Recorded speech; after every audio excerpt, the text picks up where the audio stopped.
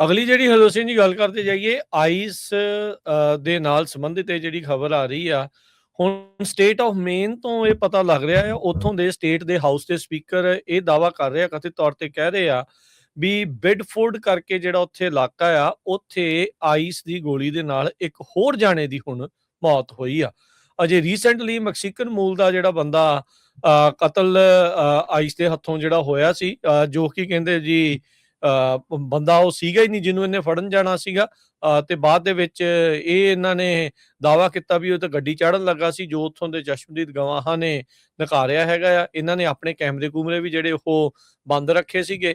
ਸੋ ਹਾਲ ਦੀ ਘੜੀ ਉਹ ਸ਼ੂਟਿੰਗ ਦੀ ਵੀਡੀਓ ਤਾਂ ਜਿਹੜੀ ਉਹ ਸਾਹਮਣੇ ਨਹੀਂ ਆਏਗੀ, ਪਰ ਹੁਣ ਇਹ ਮੇਨ ਤੋਂ ਇਹ ਜਿਹੜੀ ਹਰਜੋਤ ਸਿੰਘ ਜੀ ਖਬਰ ਆ ਉਹ ਸਾਹਮਣੇ ਆ ਰਹੀ ਆ। ਉੱਥੋਂ ਦੇ ਜਿਹੜੇ ਸਪੀਕਰ ਹਾਊਸ ਦੇ ਰਾਇਨ ਫੈਕਟਿਊ, ਉਹਨਾਂ ਨੇ ਕਿਹਾ ਵੀ ਇੱਕ ਬੰਦੇ ਦੀ ਜਿਹੜੀ ਉਹ ਮੌਤ ਹੋਈ ਹੈਗੀ ਆ, ਤੇ ਅਥਾਰਟੀਜ਼ ਕਹਿੰਦੇ ਵੀ ਇਸ ਟਾਈਮ ਸੀਨ ਦੇ ਉੱਤੇ ਪਹੁੰਚੀਆਂ ਹੈਗੀਆਂ ਆ ਉਸ ਸ਼ੂਟਿੰਗ ਨੂੰ ਉਸ ਸ਼ੂਟਿੰਗ ਨੂੰ ਜਿਹੜਾ ਆ ਇਨਵੈਸਟੀਗੇਟ ਕਰਨ ਦੇ ਲਈ। ਸੋ ਇਹ ਇੱਕ ਹਰਜੋਤ ਸਿੰਘ ਜੀ ਇੱਕ ਹੋਰ ਮਾਮਲਾ ਆਈਸ ਦੇ ਨਾਲ ਇਨਵੋਲਵਡ ਸ਼ੂਟਿੰਗ ਦੇ ਵਿੱਚ ਸਾਹਮਣੇ ਆਇਆ ਆ। ਇਹ ਉਹਨਾਂ ਨੇ ਨਹੀਂ ਦੱਸਿਆ ਵੀ ਇਹ ਜਿਹੜਾ ਮਰਨ ਵਾਲਾ ਉਹ ਅਮਰੀਕਨ ਸਿਟੀਜ਼ਨ ਸੀਗਾ, ਇਮੀਗ੍ਰੈਂਟ ਸੀਗਾ, ਇਲੀਗਲ ਇਮੀਗ੍ਰੈਂਟ ਸੀ ਜਾਂ ਕੌਣ ਸੀਗਾ।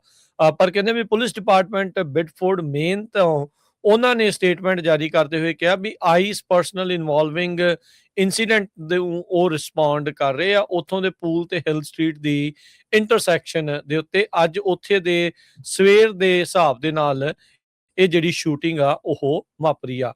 ਉੱਥੇ ਦਾ ਇੱਕ immigrant advocacy group project relief main, ਉਹਨਾਂ ਨੇ ਸੋਸ਼ਲ ਮੀਡੀਆ ਦੇ ਉੱਤੇ ਪੋਸਟ ਜਿਹੜਾ ਉਹ ਕੀਤਾ।